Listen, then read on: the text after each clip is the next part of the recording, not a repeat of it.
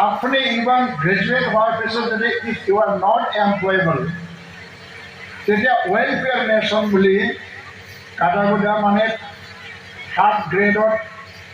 7 পাছ হোৱা ছাত্ৰবিলাককো চাকৰি দিবৰ কাৰণে আজিকালি চাকৰি নাই এতিয়া স্কিলৰ যুগ এমপ্লয়েবিলিটিটো ইকুইক হৈ আছে স্কুলৰ চিলেবাছ অন্ধ্ৰ প্ৰদেশ বেংগলোৰ তামিলনাডুত ইণ্ডাষ্ট্ৰীয়ে কি বিচাৰি আছে এদিন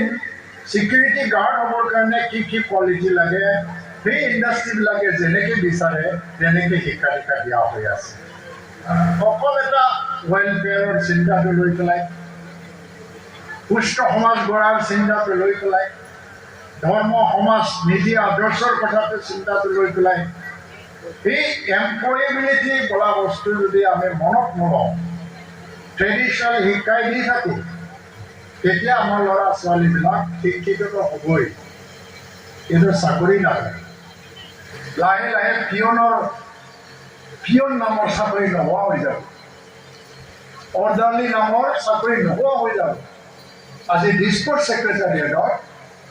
ফাইল আনা নিয়া মানুহৰ চাকৰি আৰু নাথাকে অনলাইন যুগ হৈ গ'ল ডিজিটেল হৈ গ'ল